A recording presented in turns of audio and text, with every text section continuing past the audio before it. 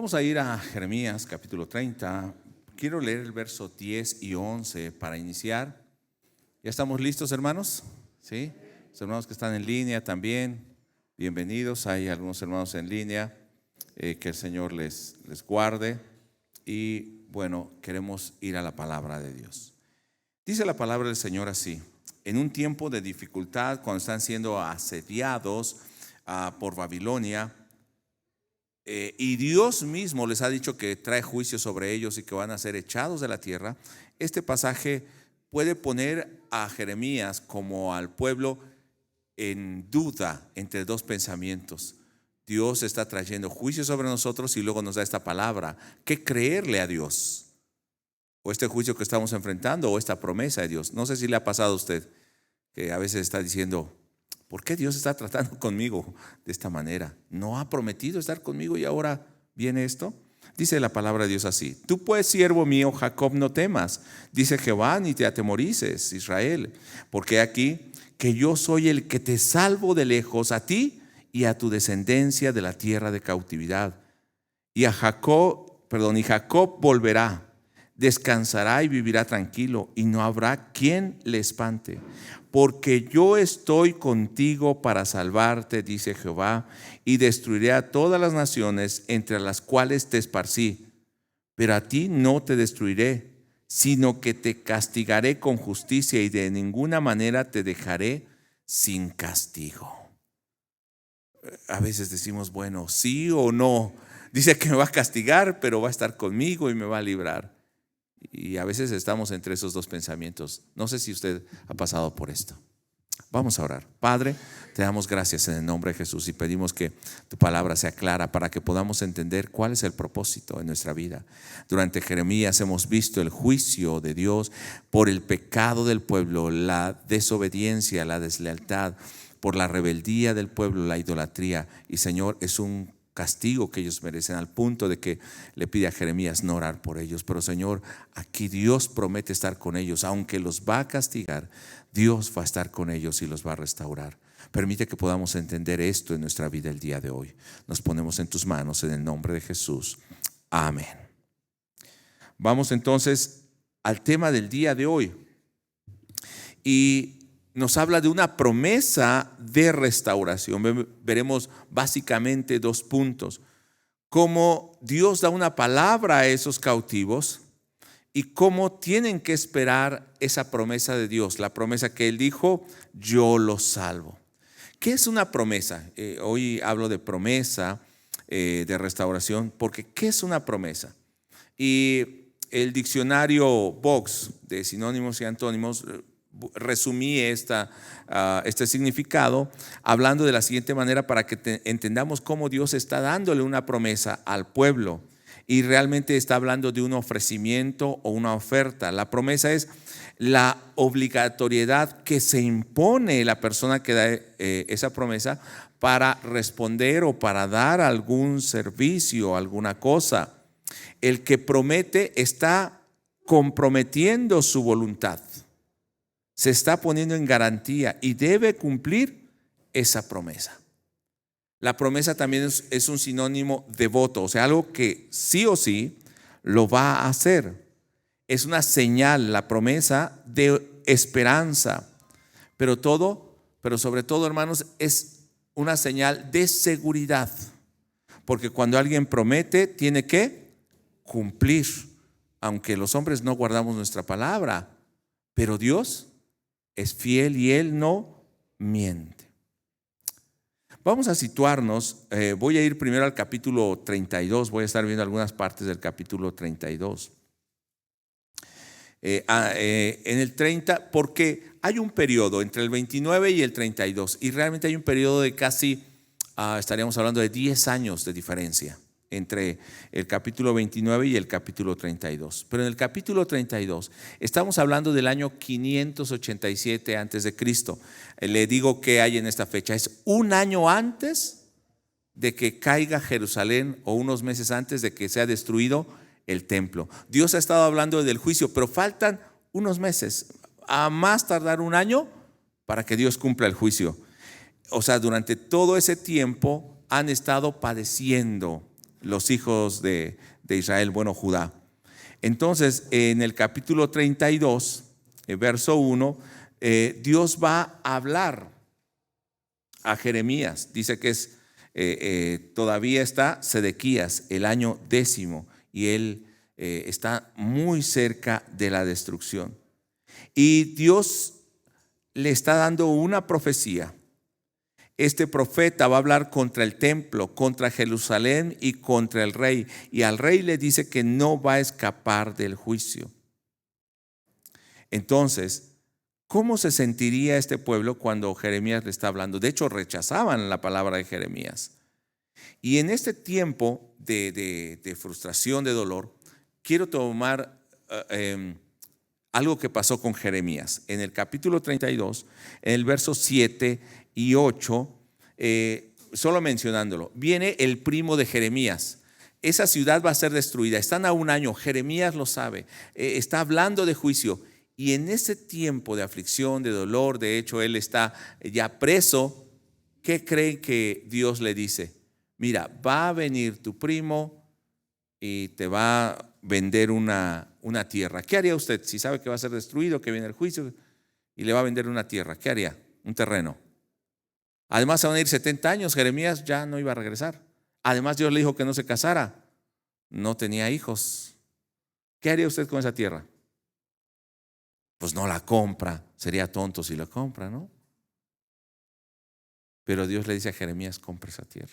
Bueno, y viene su primo que se llama Hanamel y le va a vender esta propiedad para que él la rescate porque tiene el derecho de familia. La pregunta sería, y aunque voy a ver todo el tema acerca de la promesa, la pregunta sería, y al final la voy a responder, ¿por qué comprar una tierra que va a quedar desierta? ¿Por qué Jeremías debe comprar una tierra que no va a disfrutar ni habitar y que no la volverá a ver? ¿Por qué? Nada más quédese con esa pregunta. Y vamos ahora sí al capítulo 29. Le dije que estos son 10 años después. Ahora regresamos al 29, son 10 años antes. Y durante todo este tiempo ha habido juicio de Dios. Y entonces Dios le habla a Jeremías en el capítulo 29 para que le dé un mensaje no a los que están en Jerusalén, sino a los que ya fueron llevados en el primer destierro en el año 605 antes de Cristo. Entre ellos está Daniel, y eso es muy importante. Y en este tiempo, que sería el segundo destierro entre el año 598-97, donde fue Ezequiel, ya hay profetas, hay un pueblo que está en cautividad en Babilonia, y le pide a ellos que edifiquen sus casas y que vivan una vida normal, que haya paz, que busquen la paz de ese pueblo. ¿Cómo podrían vivir tranquilos en un país o en una tierra donde esta gente mató a su familia, les quitó sus casas y los llevó presos? ¿Usted oraría por esa ciudad? ¿Procuraría su paz? Sea sincero. No. ¿Estaría contento? No. Y Dios le dice que deben multiplicarse. Vamos al verso 10. No vamos a ver todo, pero en el verso 10. Porque así dijo Jehová: cuando en Babilonia se cumplan los 70 años, yo os visitaré y despertaré sobre vosotros mi buena palabra para haceros volver a este lugar. Allá en el destierro Dios les dice: yo los voy a regresar. Entonces esos 70 años donde ellos tenían que vivir como nosotros vivimos aquí, ¿cuánto? 70, 80, hasta 100 años máximo en esta tierra. Yo creo que es como nuestro Babilonia. El Señor nos dice: tengan hijos, tengan su casa, trabajen, busquen la paz de México, de Gustavo Madero. Y algunos diríamos: ¿para qué? Si un día nos vamos a morir, ¿no? Vamos a ir a la presencia de Dios. Mejor estar en la presencia de Dios, sí, pero este tiempo en Babilonia era un tiempo de espera, era un tiempo de preparación. El cautiverio para Judá era un tiempo para prepararse, para que Dios tratara en sus vidas y volviera el corazón de ellos en arrepentimiento verdadero. Era un tiempo donde ellos tenían que confiar en la promesa de Dios. Yo sé que va a haber mucho acerca del juicio, pero hoy yo voy a hablar más acerca de la promesa. Era un tiempo para que Dios afirmara la palabra en sus vidas y en ellos hiciera el nuevo pacto, o trabajar en ellos el nuevo pacto, que no estuvieran poniendo su mirada en la tierra de Canaán, porque ellos fueron esclavos de Egipto y Dios los sacó, ahora son esclavos de Babilonia y Dios los va a volver a sacar, pero ellos seguían poniendo su mirada ¿dónde? En el templo, en la tierra, en que tuvieran prosperidad. Y Dios les está haciendo ver que durante esos 70 años va a ser un tiempo de preparación, un tiempo de confianza, un tiempo de espera. ¿Cuántos hemos visto que las dificultades que pasamos, en ellas Dios está obrando para prepararnos? Normalmente reclamamos a Dios, pero no debe ser así cuando entendemos cuál es el propósito de Dios en nosotros. Porque Él les dijo, yo sé los pensamientos que tengo acerca de ustedes. De hecho, en el verso 11, si vamos ahí, era un tiempo donde era preparación, pero era un tiempo también de restauración. Estaba separando como separamos las manzanas podridas de las buenas. Y de hecho esas que se fueron tampoco eran tan buenas. Pero ahí mismo, ¿qué estaba haciendo Dios? Limpiar a su pueblo.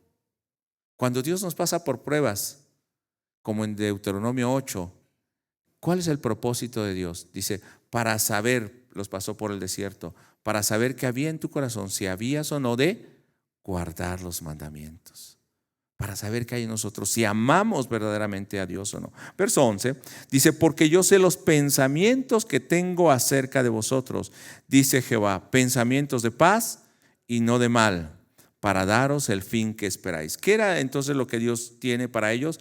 Un pensamiento de paz y darles el fin que esperan. Me gustó en la versión de la Biblia de las Américas cómo traduce esto y dice en el verso 11, porque yo sé los planes que tengo para vosotros, declara el Señor, planes de bienestar y no de calamidad. ¿Y cómo estaban ellos? En calamidad. Pero dice, eso no tengo eso para ustedes al final. Yo quiero algo diferente para ustedes. Pero bueno, hemos estado viendo que ellos habían llegado a ese punto por la desobediencia, por su pecado, por su rebeldía. Y de hecho el pasaje que leímos hoy al principio del servicio y al principio de la predicación, dice que aunque tiene esos planes, dice, pero no los dejará sin castigo. Tengo que tratar con ustedes para finalmente cumplir el bien que tengo. En la Biblia de las Américas, donde estoy leyendo, dice, tengo planes de bienestar y no de calamidad, para daros un futuro y una esperanza. ¿Cuándo es que disfruta más el alimento? ¿Cuándo lo disfruta más? Cuando tiene hambre, cuando no ha comido. ¿Cuándo disfruta más el descanso? Cuando, no sé, hay gente que descansa de hacer nada, no sé cómo descansa, ¿no? Pero se disfruta más el descanso cuando ha tenido mucho trabajo. ¿Cuándo valora más su salud? Cuando ha estado enfermo. Entonces Dios los está pasando por este crisol o por una criba, ¿no? Donde los está hasta golpeando para pasarlos. ¿Y quiénes son aquellos que verdaderamente aman a Dios? Para que puedan valorar lo que Dios tiene y les está dando una esperanza. Sí, estás pasando por esta prueba, pero el final no es este. Pero lo que yo tengo para ti como plan en mi pensamiento no es este. Porque yo tengo para ti planes de paz. Porque tengo para ti, dice, un futuro y una esperanza. No se acaba hasta aquí. Y cuando habla de ese plan o ese propósito de Dios que tiene para ellos, es un propósito de, ¿qué dice? De paz. ¿Qué significa esto? La paz, el shalom para los judíos. Y este shalom para ellos no solamente era paz, sino como un saludo, como un bienestar, como la presencia de Dios, como bendición. Yo lo que quiero es esto para ustedes. ¿Y cómo podrían entonces orar por la paz, por esa paz de Dios, por esa presencia de Dios, por ese shalom de Dios sobre una tierra y una población que los había atacado, que los había destruido? Pero ¿no es lo que Dios nos pide a nosotros? Oren por ¿quiénes? por sus enemigos, por los que los ultrajan y los persiguen, aún por aquellos que dicen toda clase de mal contra ustedes mintiendo. Oren por ellos, porque si oran o ayudan a aquel que les hace bien, ¿qué demás hacen? ¿No esto mismo hacen los publicanos? ¿Se da cuenta? Hoy el Señor nos llama a una esperanza, pero mientras cumple Dios eso en nosotros, tenemos que orar por la paz. Él tiene planes de paz y esa paz empieza en nuestra vida, ese shalom. Y cuando dice en la Biblia de las Américas, el plan que Dios tiene, los pensamientos que tiene es que tiene que darles o quiere darles un futuro y una esperanza, es porque realmente Dios va a cumplir ese propósito. Y entonces a partir del verso 12, quiero que vaya conmigo al verso 12 de Jeremías 29 en la versión 60. Vean lo que Dios va a hacer con ellos. Por eso es la promesa. Allí es donde tienen que poner su mirada. Verso 12. Entonces, cuando Dios trate con ellos, cuando cumpla su propósito, cuando realice ese bienestar, cuando alcancen esa esperanza, no es que van a tener tierras y dinero y muchas cosas, sino dice el verso 12, entonces me invocaréis y vendréis y oraréis a mí y yo os oiré. O sea, antes que había dicho Dios, ni oren porque no los voy a oír. Pero cuando yo obre en ustedes y cumpla mis planes, ustedes me buscarán y yo los voy a oír. Me van a hablar y yo los voy a oír. ¿No es esto la bendición en sí misma? ¿No es esta la prosperidad? ¿No es esta la paz? La paz con Dios. Verso 13. Y me buscaréis y me hallaréis. ¿Por qué dice? Porque me buscaréis de todo vuestro corazón. Antes, ¿cómo le buscaban? Fingidamente, deslealmente. Verso 14. Y seré hallado por vosotros, dice Jehová, y haré volver vuestra cautividad y os reuniré de todas las naciones, de todos los lugares a donde os arrojé, dice Jehová. O sea, estoy tratando con ustedes y aún arrojándolos, pero no los he dejado. Mire, qué esperanza, porque aún no los he dejado. ¿Qué voy a hacer? Los voy a traer. O sea, la mirada de Dios, ¿dónde está? Sobre nosotros. El propósito de Dios no está dejando que seamos destruidos, sino nos está guardando aún en medio de la prueba y la tribulación. Y al final del verso dice, y os haré volver al lugar donde os hice llevar. Es un pueblo, recuerde, ¿a quiénes les está hablando? No a los que están en Jerusalén, a los que ya están en cautividad, en el exilio. Es un pueblo que está entonces sufriendo. Y el motivo de estas palabras no solamente es animarlos o alentarlos que todo va a ir bien, sino que sepan que al pasar por ese horno de fuego no es el final que Dios tiene para ellos, sino que Dios de antemano ya pensó, ya planeó, ya tiene un propósito para ellos. Y si Dios lo dice y lo propone, más bien lo propone y se los comunica, se los dice, Dios lo va a cumplir, lo va a realizar, aunque nosotros veamos las cosas imposibles. Y bueno, cuando pensamos en esa promesa de Dios nos animaríamos, pero ¿sabe cuánto falta para que Dios cumpla? Para ellos, bueno, ya aquí estamos hablando aproximadamente de 97, como 8 años que ya están en cautiverio los primeros. Faltarían todavía 62 años para volver. Pero es una promesa que puede olvidarse cuando están en el cautiverio. Pero Dios no quiere que olviden eso. Y deben tenerlo presente. Dice en el capítulo 30, verso 2. Así habló Jehová, Dios de Israel, diciendo, escribe en un libro todas las palabras que te he hablado. O sea, deben escribir como memoria esas palabras para recordarlas durante todo el tiempo. Y sabe, vamos a Daniel capítulo 9. O sea, esto le está diciendo ¿a quién? A Jeremías. Pero en Daniel capítulo 9, vea los primeros versos del verso 1 al 4. En el año primero de Darío, hijo de Asuero, de la nación de los Medos. O sea, ya Babilonia ni siquiera es la potencia, sino ahora ¿quiénes gobiernan? Los Medos. Babilonia ha caído. Que vino a ser rey sobre los reinos de los caldeos. En el año primero de su reinado, yo, Daniel, miré atentamente, ¿dónde? En los libros, el número de los años que habló Jehová al profeta Jeremías. Durante ese tiempo, muchos se olvidaron de Dios, muchos se fueron a los ídolos, muchos olvidaron su nacionalidad, pero otros estuvieron recordando la promesa de Dios, lo que había escrito, ¿quién? Jeremías. Y Daniel, después de todos esos años, él ha estado pendiente. Dios dijo que va a cumplir y lo va a hacer. Dios trajo el juicio, pero traerá también la restauración. ¿No cree que Dios es fiel, hermano? Y dice ahí, yo, Daniel, miré atentamente el número de los años que habló Jehová al profeta Jeremías, que habían de cumplirse de la desolación de Jerusalén en 70 años.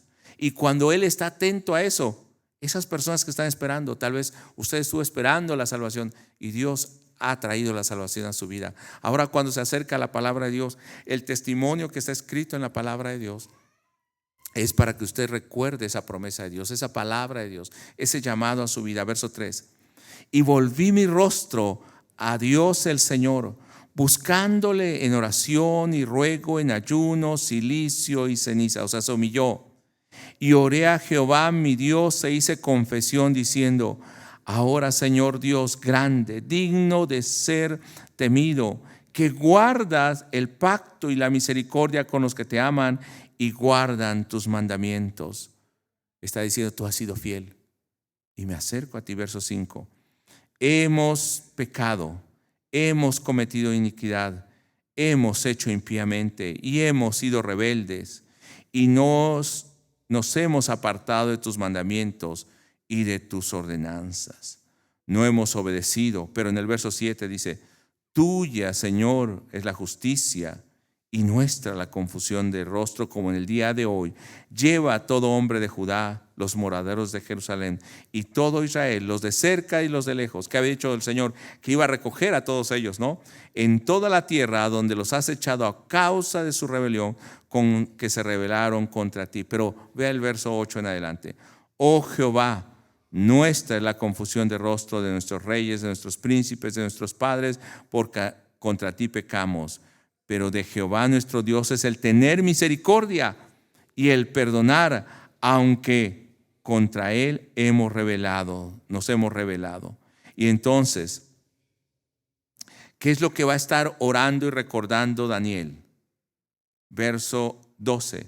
Él ha cumplido la palabra que habló contra nosotros y contra nuestros jefes que nos gobernaron, trayendo sobre nosotros tan grande mal. Verso 13. Conforme está escrito en la ley de Moisés, todo este mal vino sobre nosotros y no hemos implorado el favor de Jehová nuestro Dios para convertirnos de nuestras maldades y atender tu verdad. Y entonces dice que por eso Dios tuvo que traer el juicio. Ahora en el verso 17. Ahora pues, Dios nuestro, oye la oración de tu siervo y sus ruegos, y haz que tu rostro resplandezca sobre tu santuario asolado por amor del Señor. Inclina, oh Dios mío, tu oído y oye, y abre tus ojos y mira nuestras desolaciones y la ciudad sobre la cual es invocado tu nombre, porque no elevamos nuestro ruego a ti confiando en nuestra justicia, sino en tus muchas misericordias. Oye, Señor, oh Señor, perdona, presta oído, Señor, y hazlo, no tardes por amor a ti mismo. ¿Qué había mantenido esa fe y que hoy Daniel puede hacer esa oración tan firme y con pleno conocimiento del plan de Dios? La promesa de restauración que Dios dio y que Jeremías dejó por escrito. Y no dice Daniel que él fue y vio lo que Jeremías había escrito y dice, tú has cumplido. Y es cierto, hemos pasado 70 años, pero como tú prometiste, también vas a restaurarnos y nos vas a regresar. No sabemos si Daniel regresó, lo más seguro es que Daniel no regresó, la Biblia no nos dice esto, porque puede haber tenido 86, 87 años en este tiempo que él hace esta oración. Sin embargo, él confiaba en la promesa de restauración de Dios. Regresemos a Jeremías, ahora en el capítulo 30, verso 3. ¿Qué era lo que debía escribir Jeremías y no olvidar? Lo que Daniel está leyendo, pero vean el verso 3. Porque aquí que vienen días, dice Jehová, en que haré volver a los cautivos de mi pueblo Israel y Judá. Ha dicho Jehová, y los traeré a la tierra que di a sus padres y la disfrutarán. Por eso Daniel está orando con esta confianza. ¿Y Dios los volvió? ¿Los regresó? Sí, porque Dios lo había prometido. Dios promete que va a llegar ese día, un día sin igual, un día que va a ser como dolor de parto aún, cuando venga esa restauración. Pero voy un paso más. Ellos siempre pensaron en volver a la tierra, reconstruir el templo. De hecho, hoy, después de que fue el año 70 hasta el año 1948, que fue la diáspora de los judíos y regresan, ¿cuál ha sido la intención de los judíos? Reconstruir el templo y aún los sacrificios. Porque parece que no han entendido, pero Dios les está hablando aquí de una restauración completa en aquel día, una restauración perfecta. Miren el capítulo 30, verso 7. Cuán grande es aquel día, tanto que no hay otro semejante a él. Tiempo de angustia para Jacob, pero de ella será librado. Va a haber mucha angustia, pero también va a haber libertad. Verso 8. En aquel día, dice Jehová de los ejércitos, yo quebraré su yugo. Es una esperanza, no los va a dejar en cautividad. El yugo de tu cuello, y romperé tus coyundas, y extranjeros no volverán más a ponerte en servidumbre, sino que servirán a Jehová su Dios. Ahora, en lugar de servir a otros ídolos y a otros reyes, van a servir solo a Dios. Y a David, ¿quién? Su rey. David ya había muerto, ¿no? Cuando habla de David, ¿de quién está hablando? De Cristo Jesús. Dice, esa restauración perfecta, cuando yo voy a quebrar su yugo, es cuando el rey que yo ponga sobre ustedes, Cristo, venga y rompa esas ataduras y esas cadenas. En el verso 9 dice, sino que servirán a Jehová su Dios y a David su rey, a quien yo les levantaré. ¿Cuándo se va a cumplir entonces esa restauración perfecta? Con la venida de Cristo. Ahora, ¿cuántos de nosotros verdaderamente podemos servir a Dios de esta manera? Hemos orado como Daniel, hemos recordado la promesa como Jeremías, para que no se olvide. Escribe para que no se olvide. ¿Sabe por qué insistimos en que usted medite y lo escribe? Para que no se le olvide la palabra, la promesa de Dios, el trato de Dios en su vida. Usted lo tenga siempre presente.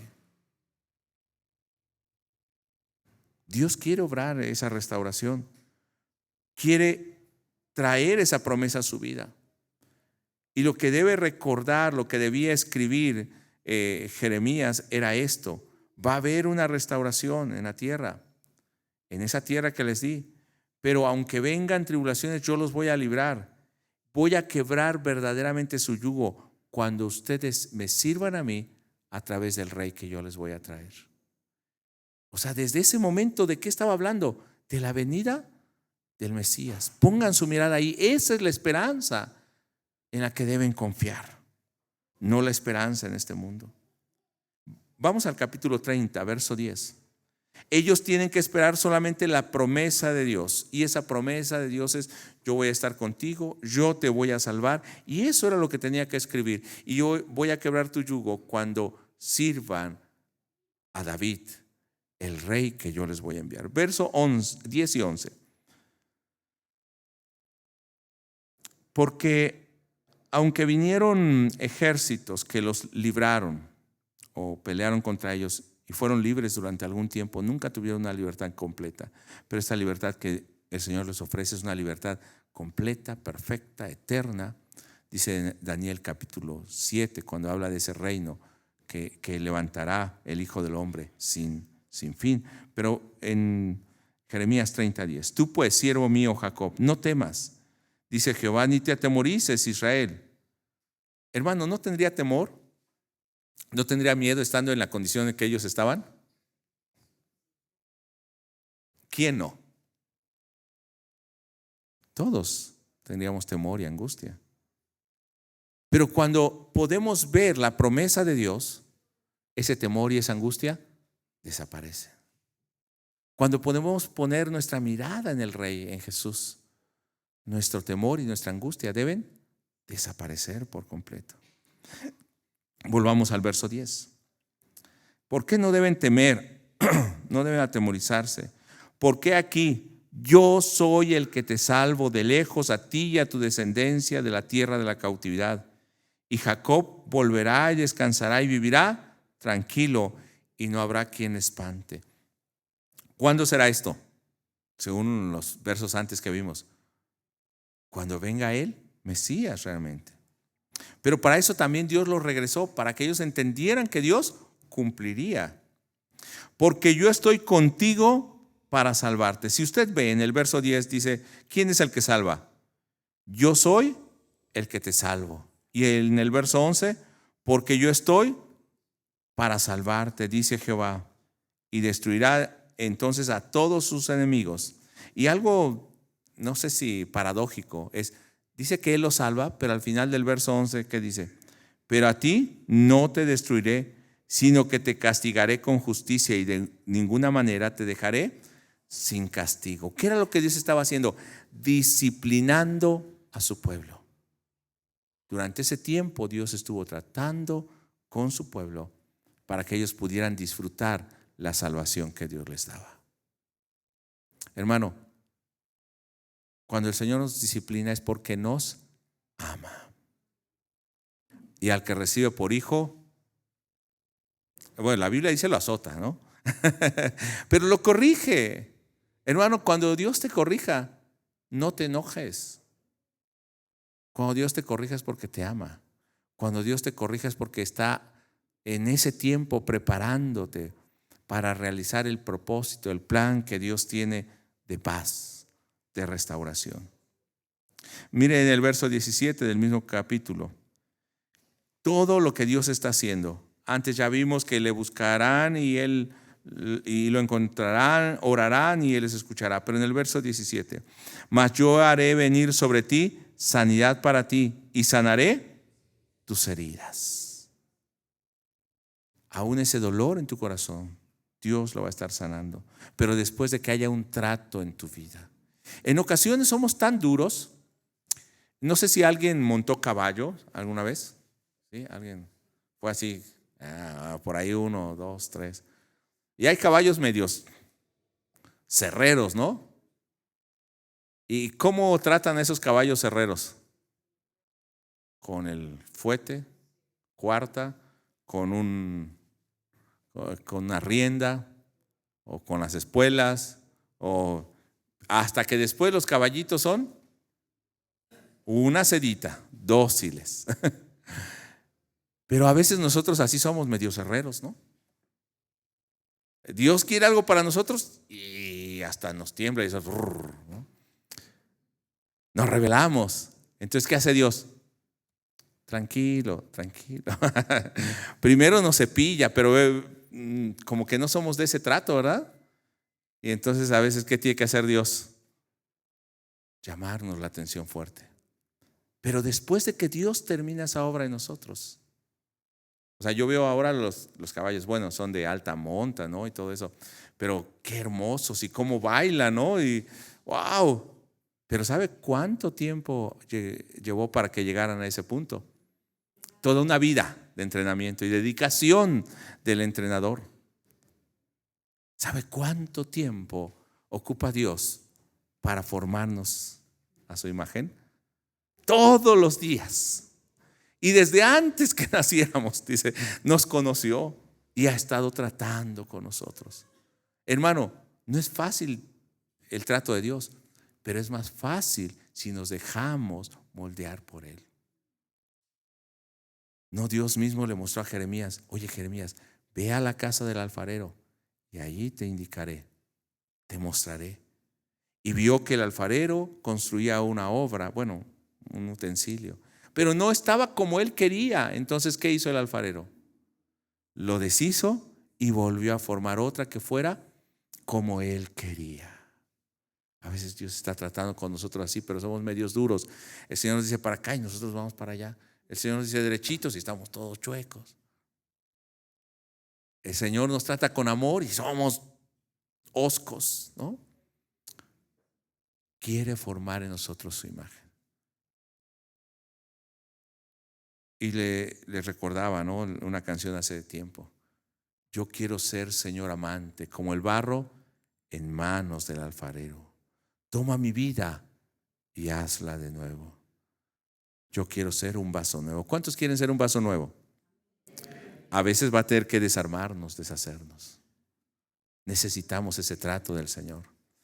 Pero si no pasamos por ese trato, seguimos igual.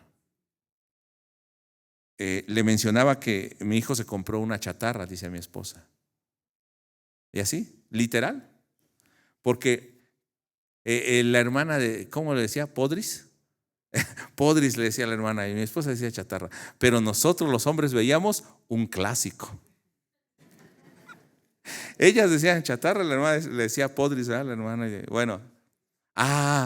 Pero ese carro, ¿sabe qué necesitó para que quedara funcionando? De hecho, ahora ya está en Quintana Roo ese carro.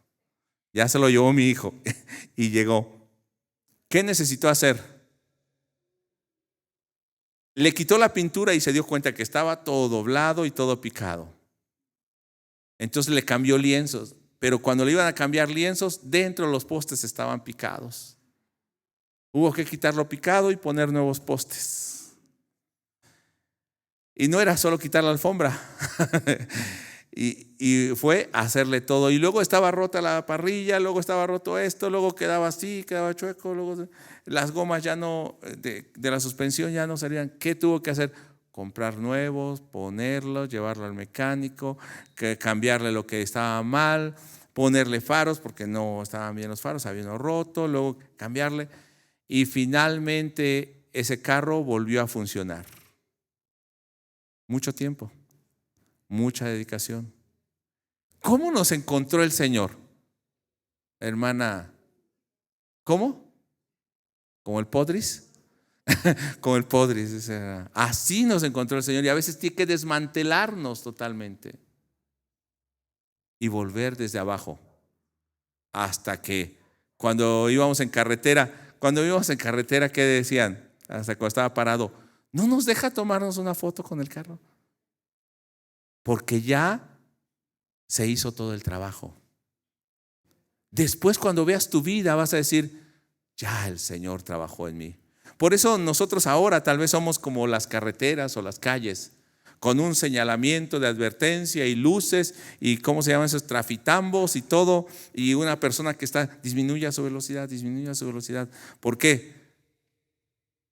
Obra en progreso. Dios sigue trabajando. Así que trátenos con cuidado, porque todavía Dios no ha terminado en nosotros. Y a veces somos riesgosos todavía, pero Dios sigue trabajando en nosotros. Pero sería bueno que nos dejemos moldear por el Señor prontamente.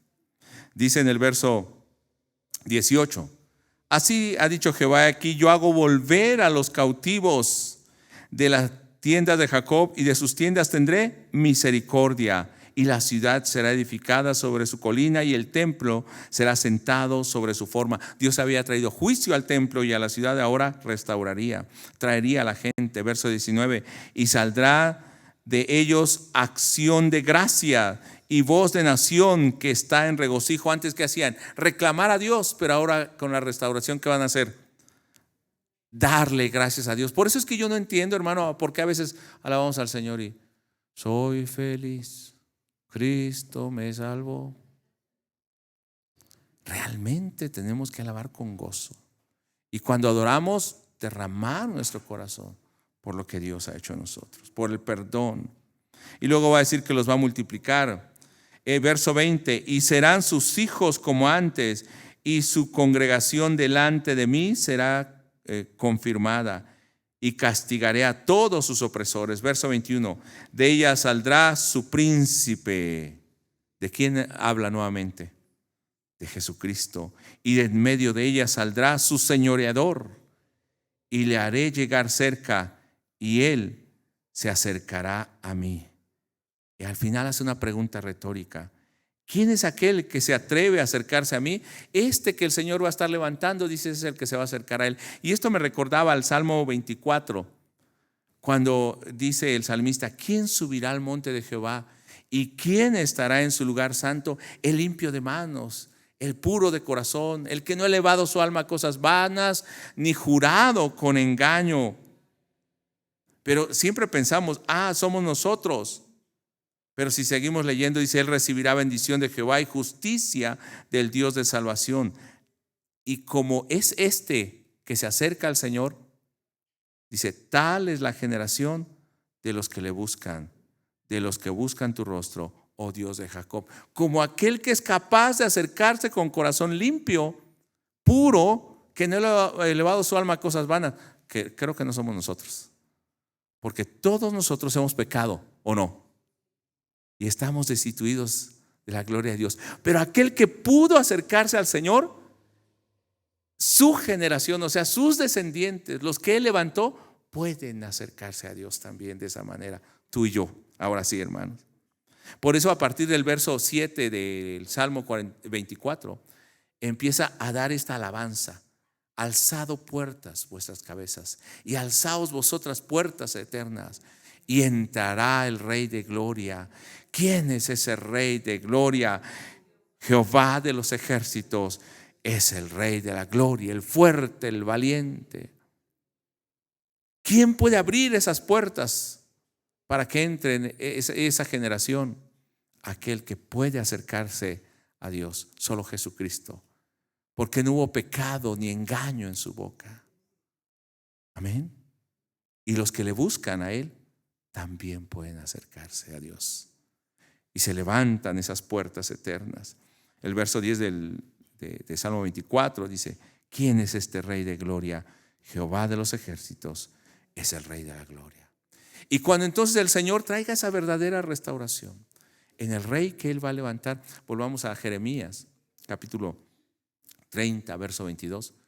¿Qué dice Jeremías? Después de que el Señor obre esta restauración, lea conmigo: y me seréis por pueblo, y yo seré vuestro Dios. ¿Cuántos podemos llamarnos cristianos? Cristianos, toda la gente se dice cristiano. Mira, pobre cristiano, está tirado de borracho. Mira, pobre cristiano. ¿Quién es pueblo de Dios? Pueblo de Dios, cristiano, hijo de Dios, solamente es aquel que ha pasado por el trato de Dios, que Dios lo ha guardado, ha sido restaurado, y ahora puede llamarse verdaderamente pueblo de Dios, aquel en quien Dios ha trabajado. Pero cuando entendemos esta promesa, y ya vivimos en esta promesa o no vivimos en esta promesa, hermanos, debe haber un gozo profundo en nuestra vida. Vamos al capítulo 31 de Jeremías. Y quería tocar otros temas, pero hoy no los estaré tocando. Hay mucho que hablar. De hecho, el capítulo 31 no lo voy a tocar porque es el nuevo pacto, y espero a quien le toque en la semana tenga el tema para hablarlo. Pero vea al principio del capítulo 31, versos 7 al 9. Porque así ha dicho Jehová: regocijaos en Jacob con alegría, y dad voces de júbilo a la cabeza de las naciones.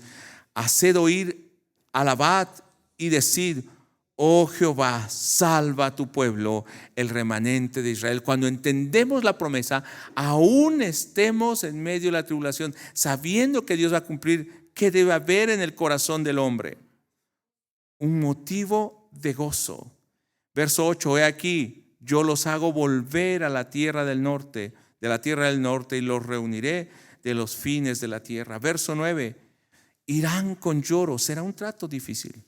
Lea conmigo: mas con misericordia los haré volver, y los haré andar junto a arroyos de agua, por camino derecho, en el cual no tropezarán, porque yo soy a Israel por padre y Efraín es mi primogénito. Verso 13. Entonces la Virgen se alegrará en la danza, los jóvenes y viejos juntamente, y cambiaré su lloro en gozo y los consolaré y los alegraré de su dolor. Por eso cuando alabamos a Dios, hermano, alábele con gozo, con libertad. De hecho dice aquí, aún en la danza. No tiene nada de malo danzar. Que sea una danza santa, hermana, no un perreo ni nada de esas cosas. No, es que la gente ahora confunde todo, ¿no? Piensa que es agarrarse la salsa y agarrar pareja no, hermano. Cuando hay gozo, hasta no podemos detener ese gozo en nuestra vida, ¿no? Y hasta nuestro cuerpo se estremece por la presencia de Dios, por el gozo. Vamos al verso 26. En esto me desperté y vi, mi sueño me fue agradable. ¿Cómo Dios le estaba revelando todo esto a Jeremías? En un sueño. Pero recuerde, Jeremías, ¿cómo está? Preso. Está sufriendo. Pero aún solo conociendo la promesa de Dios, hubo gozo aún en su sueño, y se despertó y hubo gozo. Cuando nosotros conocemos la promesa de Dios, debe haber ese gozo en nosotros. Quiero concluir con Jeremías 32. Recuerda que le dije que al principio le hice una pregunta: ¿por qué tenía que comprar una heredad? Ahora voy a responder eso. Bien, hay una promesa, pero Dios le dice a Jeremías: sí, cómprate esa tierra. No la va a ver, tiene que pagar, no la va a disfrutar. Y le dice: oh Señor Jehová, y tú me has dicho, cómprate la heredad por dinero y pon testigo, aunque la ciudad sea entregada en manos de los caldeos. Oh Señor, o sea, no era tonto Jeremías, ¿no? Dice: dime, ¿por qué? ¿Por qué? Y entonces Dios le va a responder. Esto era como una señal para que estuviera seguro que Dios iba a restaurarlos y los iba a volver. De hecho, él, después de que compra, escribe un pergamino y lo guardan en unas vasijas de barro para que duren muchos días, o sea, hasta que vuelvan y haya esta garantía. En el verso 37 de Jeremías 32: he aquí que yo reuniré de todas las tierras a las cuales los eché con mi furor y con mi enojo, indignación grande, y los haré volver a este lugar y los haré habitar seguramente. Cómpralo para que sepas que un día van a volver y poseer esa tierra. Y les daré un corazón y un camino, en el verso 39, para que me teman perpetuamente, para que tengan bien ellos y sus hijos después de ellos. ¿No era el propósito, el plan que Dios tenía en mente? Y haré con ellos pacto eterno. Ahora ya no es el pacto en piedra, sino un pacto eterno. Habla del nuevo pacto. Que no me volveré atrás de hacerles bien, y pondré mi temor en el corazón de ellos, para que no se aparten de mí. Ahora sí van a vivir en obediencia. ¿Cuándo? En este nuevo pacto. Lea 41. ¿Se acuerda cómo el pueblo se gozaba con la promesa de Dios? ¿Y qué dice el verso 41? Y me alegraré con ellos haciéndoles bien, y los plantaré en esa tierra en verdad, de todo mi corazón y de toda mi alma, porque así ha dicho Jehová: como traje sobre este pueblo todo este gran mal, así traeré sobre ellos todo el bien que acerca de ellos hablo. Hermano, hoy lo que Dios nos ha dado es solo para recordar que la promesa de Dios es fiel. Hay una promesa que Dios va a cumplir, o que Dios cumplió más bien: traer a su rey, el Mesías. Y ahora es una promesa que nosotros estamos disfrutando. Ahora nosotros tenemos que vivir en esta promesa, sirviendo al Señor, no apartándonos de su camino, porque Él tiene bien para nosotros, sirviéndole con todo nuestro corazón y nuestra alma. Hermano, hay una promesa de restauración. Si está pasando por dificultad y problemas, y no quiero decirle todo va a estar bien, si estamos pasando por problemas y dificultades, también sepa que Dios está trabajando en nuestra vida para perfeccionar la salvación en nosotros. A través de eso, Dios está haciendo un hombre y una mujer que verdaderamente le honren. Un pueblo que pueda confiar en Él y que pueda gozarse esperando en esa restauración. ¿Será aquí en la tierra? ¿Alguna restauración? Tal vez. Pero la restauración perfecta que tenemos es en la presencia de Dios. Vamos a ponernos en pie y vamos a orar. Yo quisiera hoy que oremos pidiendo al Señor que nos haga tener ese corazón gozoso, como el corazón de Jeremías, confiando que Dios va a cumplir, pero como el corazón de Daniel, orando que ya es tiempo de que Dios cumpla. Y él pudo ver el regreso de los primeros grupos a la tierra de Judá, y se gozó al ver que Dios cumple su palabra. Oremos. Padre, te damos gracias y pedimos por todos nuestros hermanos, por la iglesia, por aquellos que estamos pasando por enfermedad o prueba o por dolor, y que tú traigas, Señor, esa restauración prometida en el tiempo necesario. Pero también que mientras llega ese tiempo, un tiempo de preparación, un tiempo de espera, estemos, Señor, confiando, estemos preparándonos, estemos creciendo, estemos, Señor, anhelando aquel día en que tú, Señor, restaures todas las cosas. Señor, tal vez nuestro cuerpo, tal vez nuestra vida, pero si no fuese así, allá, Señor, restaure, Señor, nuestra vida en ese reino eterno. Hoy nos gozamos y en tu presencia estamos, en el nombre que es sobre todo nombre, en el nombre de Jesús. Amén. Confíe en la restauración del Señor. Dios le bendiga. Tome su lugar, hermano.